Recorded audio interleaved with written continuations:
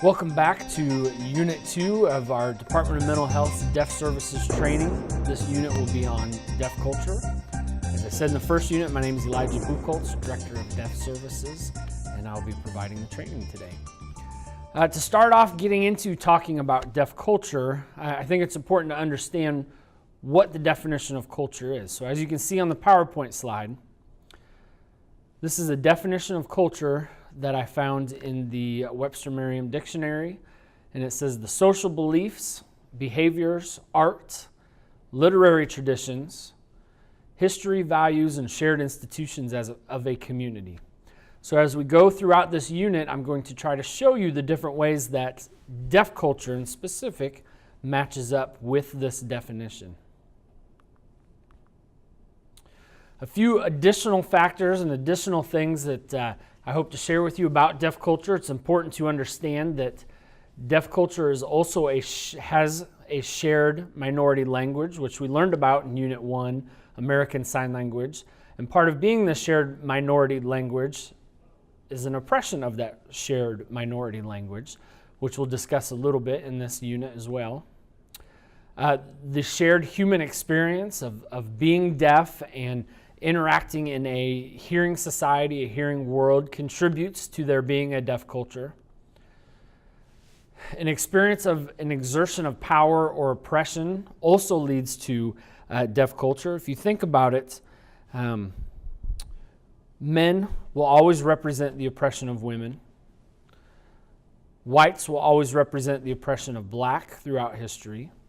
Similarly, hearing individuals will always represent the oppression of deaf people. As we're talking about culture, it's important to view this from a cultural standpoint. And I know that this is kind of a departure from how a lot of people view deafness as being a disability group, but we got to get the mindset changed to this being a cultural group as we move towards providing mental health services to deaf individuals. Another factor to the creation or to the existence of a deaf culture are shared civic and political goals, or another word for that would be activism. Activism has come a long way in the deaf community. We often hear stories about this, things happening in Washington, D.C., things happening at the major deaf universities in the country, and so on and so forth. Anytime we get into talking about deaf culture, I always like to start with discussing deaf education and the history of deaf education. 90% rather, of deaf individuals are born into hearing families. Out of those 90% of families, another 93% of them will never learn sign language. Those that do will rarely acquire any level of fluency in American Sign Language. So if you think about it from your perspective, growing up in your lifetime, where did you acquire culture? Most people are going to answer it came from family, it came from parents, it was passed down through the generations. Well, if you think about the statistic I just shared with you, over 90% of deaf individuals being born in hearing families, the majority of those will never have American Sign Language introduced to the family. It will not be a part of their lives growing up. Where might a deaf individual acquire their culture? We'll discuss this a little more in depth towards the later parts of this unit, but for the majority of deaf individuals, they acquire that culture and they acquire that language the first time that they attend a deaf school. This doesn't apply to everybody, but for a good majority it does, so it's important that we review deaf education. In addition, this is one of those shared histories or shared institutions that were mentioned in my cultural definition that exist among deaf culture. So let's take a look at this.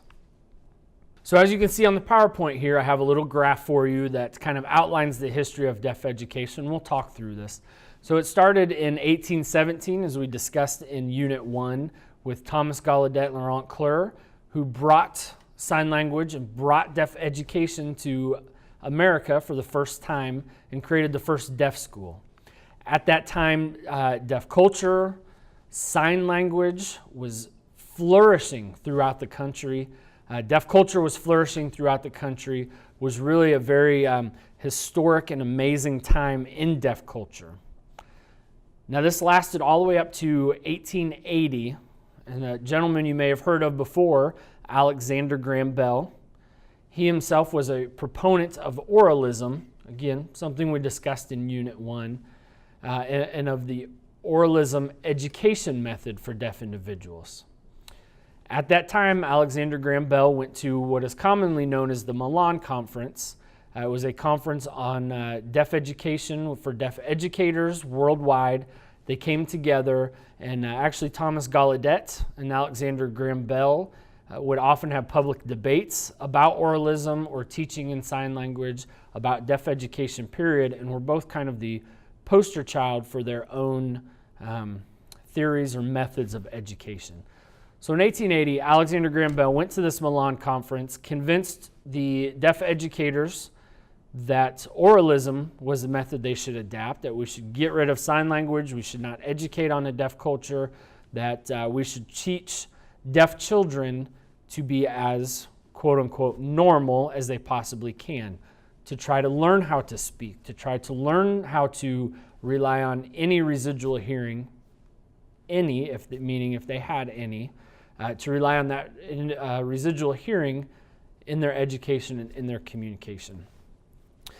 This period of time from 1880 on was not a good period of time in the history of deaf culture. This was a education method that my grandparents grew up under. My grandfather has shared with us not very many stories because he was profoundly deaf, was not taught sign language until very later in life, and had to learn it in secret while he was at the deaf school because of this oralism method. They were punished and disciplined if they were caught signing. And he has a lot of horror stories about the time, about the abuse and terrible things that went on to keep deaf kids away from American Sign Language and away from acquiring a language. It was really a very rough time. Oralism is still alive and well today. Matter of fact, in Missouri and St. Louis, there are 3 well-known oralism schools. It is definitely different today than it was my grandfather's age, but it is still alive and well and still being used. So the oralism method of education lasted all the way up to 1972, at which time, again, at an international conference for deaf educators, they came together and decided to try total communication as their education method. Now, you may remember us talking about that in the last unit as well. That was a method of communication in which they would sign and speak at the same time. And so education materials, curriculums were offered through simultaneous signing and speaking. Now, from what we learned in Unit 1 about the differences between American Sign Language and English, I'm sure you all can draw conclusions on how well total communication really works as an educational method. Total communication is still kind of the predominant education method that we see today, although according to this graph, as you can see, in 1986, there was a bicultural, bilingual method of education that was created.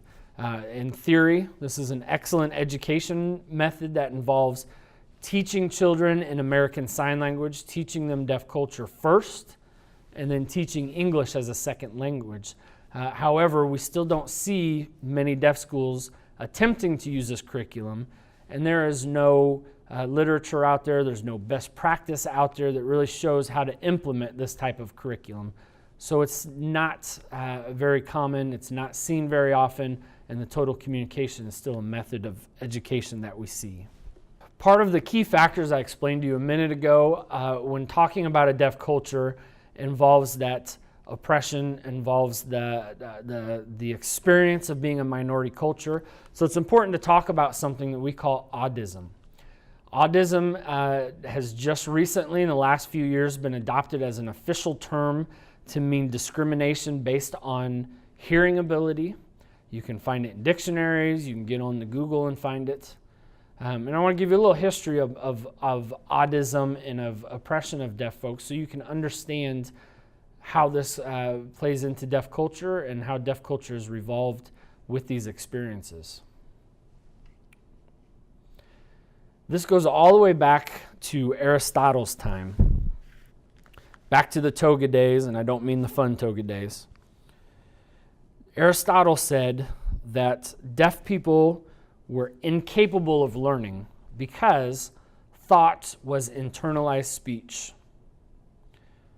If deaf people can't speak, they can't internalize it, therefore they can't think, so there's no point in educating deaf people. That's kind of the first known roots of autism in the world. In 1880, of course, we talked about the Milan Conference when Alexander Graham Bell presented the oralism education method as the most viable and important method, and it was adopted worldwide as the education curriculum or theory of the time. And then in 1906, the American Breeders Association. I found this absolutely fascinating. Most people have not heard of this, have no idea of the history or what this was, but in 1906, the American Breeders Association, and that was the time when genetics were real big and eugenics were becoming very big. 34 states were convinced by the American Breeders Association and then implemented sterilization programs for deaf individuals to ensure that more deaf folks could not be bred. 34 states in this country had sterilization programs to not allow deaf people to breed. Let that sink in for just a second. That's pretty serious. That's pretty severe. That's a terrible thing to have happened, but it's part of deaf history.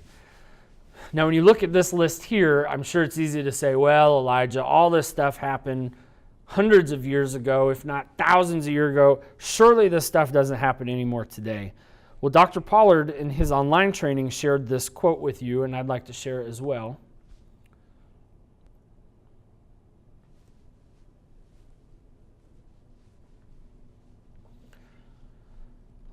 The quote says, "The simple fact is that if deaf culture could be reliably wiped out, it would be a good thing to wipe out." This was by a psychologist in an APA publication in 1997. Not hundreds and thousands of years ago, but currently by a doctor who we would see as a leader, somebody that we would turn to teach us and educate us and how do we do mental health services for the deaf, to be a leader in the field of psychiatry, psychology, mental health. And he's telling people in a peer-reviewed publication that deaf culture should be wiped out. Now, to kind of take this autism idea and put a little bit of a light side onto it, here's a couple pictures I want to share with you. These pictures came from my brother, Noah. He's my oldest deaf brother. This happened last Thanksgiving, so it would have been 2013. Noah was flying home. He lives in New Jersey at the time. Was flying home to Kansas City for Thanksgiving and had a layover in Detroit.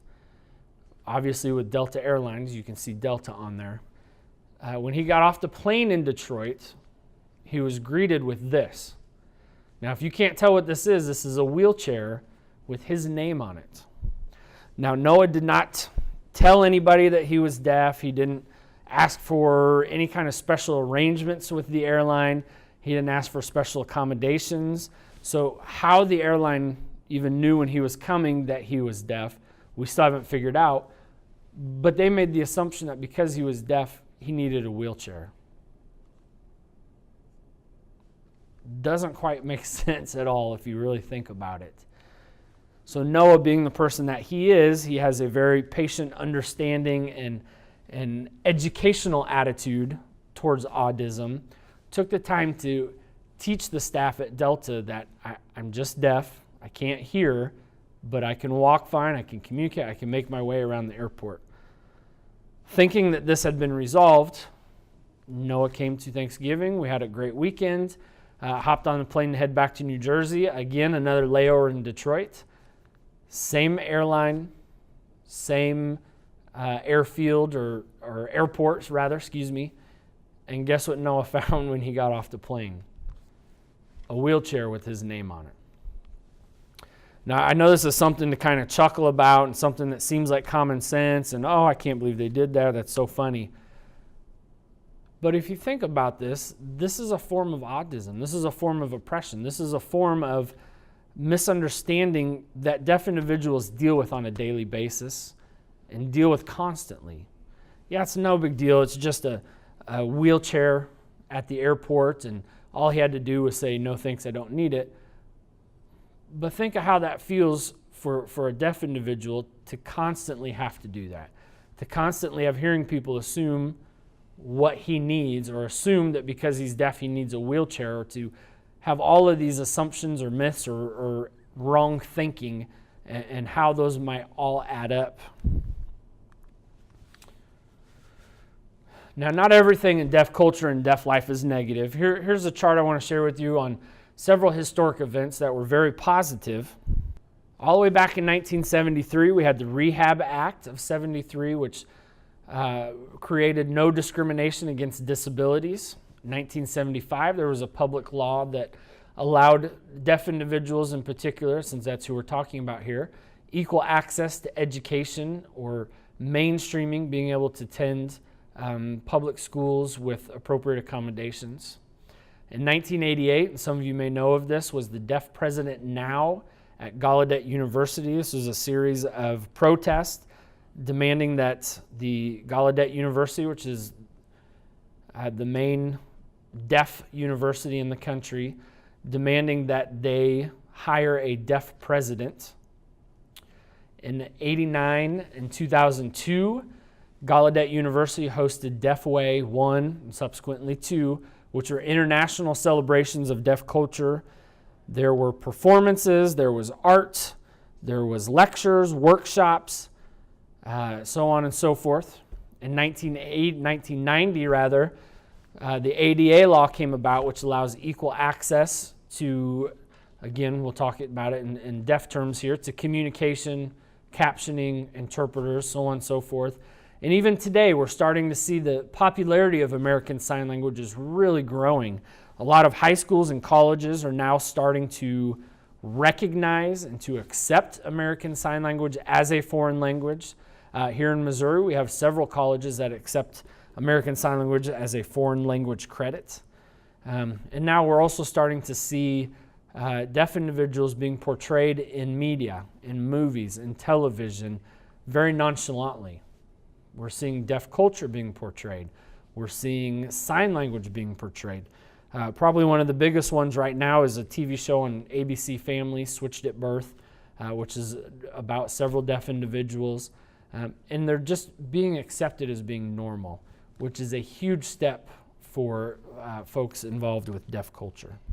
I want to get into some specific deaf cultural attributes. So the first list, we're going to talk a little bit about just values and beliefs that are unique in deaf culture, or that sets it apart as a culture with its own values and beliefs. Perhaps one of the biggest ones, as I stated in the beginning of Unit 1, the importance of recognizing deaf culture as a cultural group. There is a strong value and belief placed on cultural heritage. So the passage of culture, the continuance of culture, being recognized as a minority cultural group rather than a disability group is a huge value and belief in deaf culture. We kind of talked about the passage of culture. In most hearing families, and probably most of you that are viewing these videos, your culture again was passed vertically from your family, from your parents, from older members of your family, wherein in deaf culture, it's normally passed horizontally. The culture, the language is received by peers. So those relationships and that passage of culture is highly, highly valued in deaf culture. In deaf culture, we place a huge value on information. This is one of those aspects of deaf culture that you have to think about historically speaking. There used to be a point in time where deaf folks would not see other deaf folks for extended periods of time. It could be weeks, months before you see another deaf person. So when you would see another deaf person, gathering and sharing and exchanging as much information as possible was vital. It was absolutely vital to them. That has evolved to still today, we value information and devalue subtlety. This also can be attributed to the fund of information gaps, again, which we'll discuss in its own unit later on in this video series. But sharing information, sharing it clearly, and getting to the point is highly valued in deaf culture, which is definitely differentiates itself from a lot of hearing cultures, particularly here in America. As I mentioned a moment ago, directness and not being subtle is highly valued in the deaf culture. Part of this is due to information being hard to obtain and information being valued. And this can also cause conflicts between deaf and hearing people. In hearing cultures, we tend to like to beat around the bush a little bit, like to elaborate a little bit. We talked about in Unit 1 the differences in how conversation styles flow between hearing and deaf cultures. And in deaf culture, we tend to get right to the point. It sometimes can be seen as being rude in hearing cultures. One of my favorite examples of this is I was obviously a much smaller man in high school. We had a good family friend that I hadn't seen for years and years and years till after I had graduated college. And the first thing that this gentleman said to me was, "Wow, you got fat." Now, in hearing culture, that's not normally something that you would say. I mean, that's considered to be rude or offensive. But in deaf culture, that kind of directness is just how we communicate. That lack of subtlety, that lack of beating around the bush is just a value and a way of interacting in deaf culture. There's also a huge belief and value system in preserving ASL. Obviously, in deaf culture, in any culture, you want to preserve your language. You want to keep your language. You do not want your language to be snuffed out, for lack of a better term. So in deaf culture, there's a huge value placed on preserving American Sign Language. There's also a huge value placed on preserving deaf schools. Since for a lot of deaf individuals, that's where they acquired their culture. That's where they acquired their language. It's very important to them that that is also passed on to younger generations, to ongoing to deaf youth that are coming up through the education system.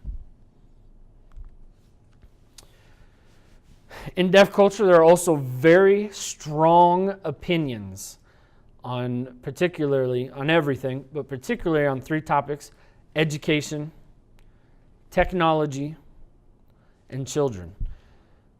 There's a lot of exposure today on cochlear implants and how miraculous cochlear implants are. I'm not going to get into that right now. We'll talk about those a little bit later on, but that's a hot button issue in deaf culture.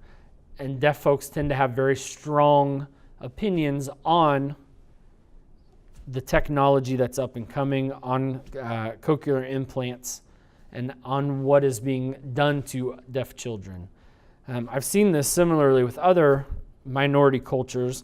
My youngest brother is adopted. He's black.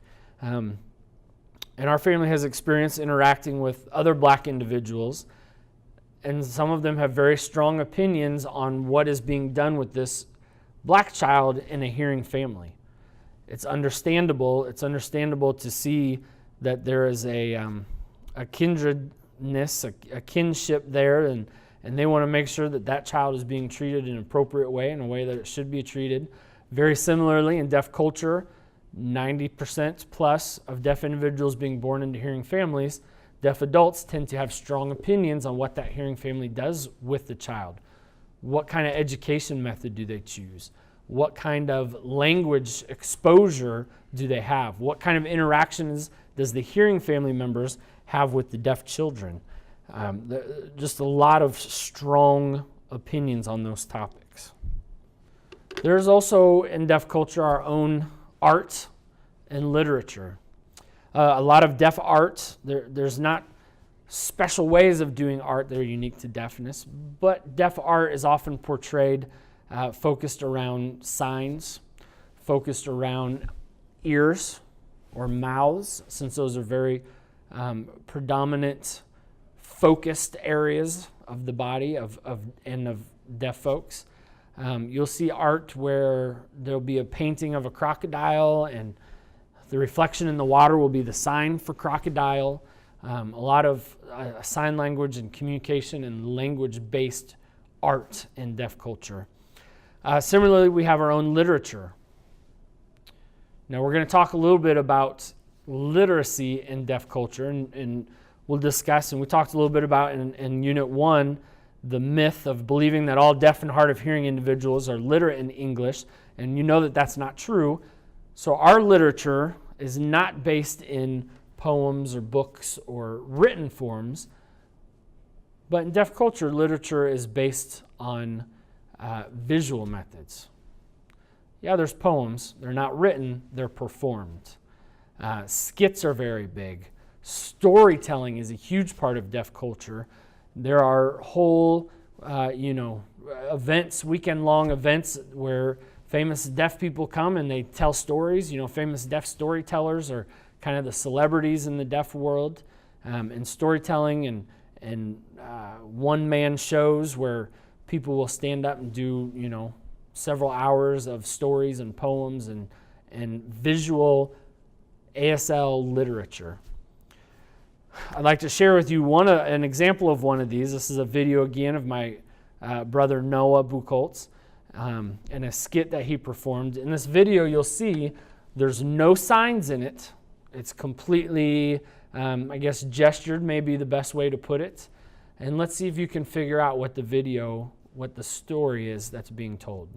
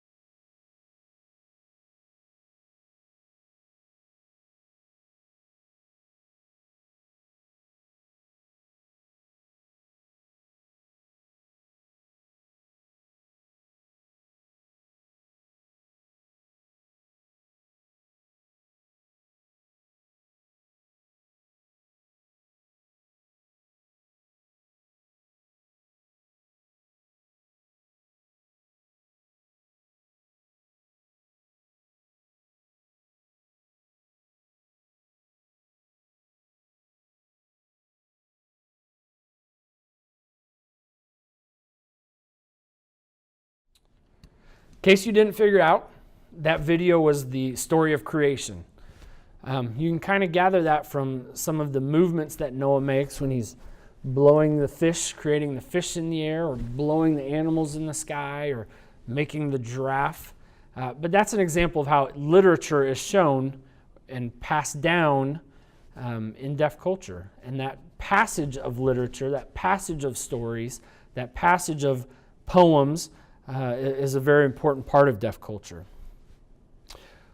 One interesting form of poem in deaf culture is what we call the ABC poems. What these are stories or poetry that is told only using the hand shapes of the alphabet. So in other words, instead of telling the story through different signs, you will tell the story through just signs using the hand shapes, starting at A and working your way all the way to Z. If you're really good at telling these ABC poems, you'll then work your way back from Z backwards back to A. There's competitions for these ABC poems. You can find them all over YouTube. Feel free to Google it. I'm sure you'll find a plethora of them if you want to see an example. So in addition to these values and beliefs that are unique to deaf culture, there are values involved with deaf culture that are common among minorities. And it's important to understand these as well. One of these is the sense of being misunderstood, the experience of being an oppressed minority group. There are similar values in any minority group that feels misunderstood and feels oppressed that are present in deaf culture. Another example of this is the group versus individual priorities. You see this often in minority groups as well. A deaf individual may feel responsible to meet the priorities of the group over their own. This kind of leads to deaf individuals often taking jobs that benefit the group, any minority, taking jobs that benefit the larger group versus themselves. For example, a deaf person may opt to become a deaf mental health therapist to help deaf people rather than going to business school to become rich and worried about money. You see this a lot in helping professions with minority groups and other types of group-oriented professions. There's a common value and belief in minorities of majorities having control. We see this so much in deaf culture that there sort of becomes a status quo and an acceptance that that's just the way the world is. Particularly in older deaf individuals, kind of accepting that they're a minority group, that hearing people will always make decisions for us. We see this in healthcare where deaf individuals, instead of trying to learn all they can about what's going on, about their treatments, about their medicine, they're just going to accept that this hearing doctor is doing what he needs to do and can take control of my medical treatment and health. Again, we'll revisit this a little bit later on, but it's an important shared minority value to keep in mind. There's also, as there is in other minority groups, a concern over how they're portrayed in media. For example, we just talked about the show Switched at Birth and how that kind of nonchalantly depicts deaf individuals in American Sign Language in media. Deaf folks have very strong opinions and are very concerned about how that media portrays them. So when that show first came out, boy, it was a hot topic throughout the deaf community, and everybody watched because they wanted to know how deaf people were being displayed to the world. Another example is last fall during the Kansas City Chiefs football season. There was a commercial in the middle of one of the games from one of the news channels here in Kansas City, Missouri, who signed what they did. So the weatherman signed, "I show the weather," or the news anchor signed, "I read the news," which is great that they're reaching out and trying to show sign language and trying to communicate to deaf individuals. But it was also a hot button issue in the deaf community around here because everybody wanted to know who taught them those signs. Was a deaf person involved? Why are they doing this? There was a lot of conversations around that time revolving around how deaf and how sign language was being portrayed by that one short 30-second commercial. Let's talk about a little bit of the behavioral norms that are unique in deaf culture as well. Deaf culture has its own sets of rules of etiquette. For example, when two deaf people are talking, and this has been a great source of entertainment for me over the years, watching how hearing people try to get past them. I have seen everything from going way out of the way to go around to kind of the Matrix style ducking and dodging to get under the conversation. In deaf culture, we have rules of etiquette where you just walk on through. You don't interrupt the conversation, you don't bother them, you don't say anything to them, you just pass on through and go on about your way. Another behavioral norm, and in a sense is a rule of etiquette as well as an environmental cues. This was something I never understood as a child until about college age. In deaf culture, it's considered rude to get up and walk, leave a room, go somewhere else in the room without telling everybody what you're doing. Think about this in context. In hearing culture, if somebody in the middle of, let's say, a presentation needs to get up and go to the bathroom, they quietly get up and go to the bathroom. In deaf culture, it's rude to do that. You need to announce to everybody, I'm going to the bathroom, and make an announcement. This was, again, so something growing up. When I was a kid, I attended hearing schools, but I was part of a deaf family. I would tell people at school when I had to go to the bathroom, I'd tell my friends, hey, I'm going to the bathroom. In high school, hey, I'm going to the bathroom. In college, hey, I'm going to the bathroom. Anytime I'd have to get up and go to the bathroom, I would tell people. And I knew I got weird looks. I knew that people thought I was a strange kid, but I didn't understand why until I got in college and had a good friend in college who finally said, dude, I don't care if you're going to the bathroom, just go. You don't have to keep telling me. And then it finally started to click that, oh my gosh, this is a cultural difference. I'm not the weird kid on the block. It's just the culture. It's how I was raised. It's what we do in my family. If I didn't tell people, I was looked at like I was rude. Another part of these environmental cues is it's also important that you let everyone in the room know what's happening in the room. So there again, if I'm presenting to a group of deaf people on some topic and somebody comes in the room, it's my responsibility because I saw that person to let everybody in the room know that such and such just walked in the room. And if I didn't, again, it would be seen as rude and inappropriate in deaf culture. The sort of environmental cues, I'm sure it makes sense, is part of that fund of information. Hearing people are able to hear that somebody walked in, or able to hear that somebody's getting up and walking out, and deaf folks can't. So this has kind of evolved as part of the culture so that deaf folks can be aware of what's going on around them, that you tell them what's going on, or tell each other what's going on. Another behavioral norm in deaf culture that's a little different. You do see this sometimes in hearing cultures, but is a search for connection. It said that the search for connection leads to connectivity or a feeling of connectivity. So one of the first things deaf people do in deaf culture, when you are meeting somebody, you introduce yourself, and then you try to find a shared connection. Oh, do you know such and such? Or I know such and such. Do you know them? And trying to find somebody that you have in common. Again, not doing so is sometimes seen as being rude. And finding that connection helps to know that, hey, we are connected. We are part of the same culture. We are part of the same group, so to speak. And is a very important part of meeting and introducing. And time is also seen very differently in deaf culture. This has always been a tough one to explain. We call it Deaf Standard Time, or DST. Deaf people tend to be late for everything. It's just part of the culture. It can sometimes be seen as rude by hearing cultures, but we're just late. That's just how it works. I think this has evolved over time. Again, in the past, a while ago, not seeing a deaf person for a long time, and if you do run into a deaf person, that interaction is going to take priority over anything else you do.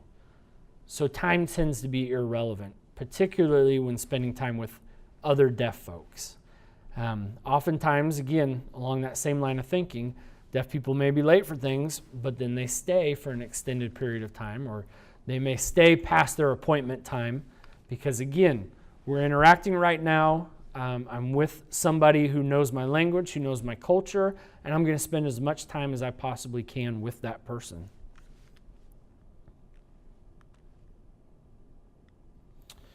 Space is also seen very differently in deaf culture. I don't know if you ever noticed this, but if you take a look at hearing folks when they talk, you'll see two guys will stand and talk shoulder to shoulder like this, not facing each other, but they'll stand close together, shoulder to shoulder, and talk. Two women tend to face each other fairly close and talk. When deaf people are talking, hands are flying. So when we're communicating, there tends to be a greater space in between the two. However, personal space is much smaller. In deaf culture, the way to get somebody's attention can involve taps on the shoulder, taps on the leg, turning lights on and off, pounding tables, stomping the floor. There's a variety of ways to get each other's attention that can sometimes, again, be seen as rude in hearing culture, but in deaf culture it's a norm. And space is one of those. So touching each other, it's a necessity, and the personal space is much smaller. Deaf people also tend to be very huggy. We're just huggy people. I'm not quite sure how that has evolved through history, but we just like to hug. Strangers will tend to hug each other. This particularly can come up in mental health settings because we're not likely to want to touch or have touch occurring between a clinician and a client or a patient or whatever you may refer to them as. But in deaf culture, we're touchy. So if they touch your leg to get your attention, that's normal. If they want to hug you afterwards, that's normal. That's just how deaf culture and deaf individuals interact. So that brings us to the end of our second unit on deaf culture. Again, thank you for viewing this video. And if you have any questions or comments, here's my contact information, my phone number and email. Feel free to contact me. Thank you.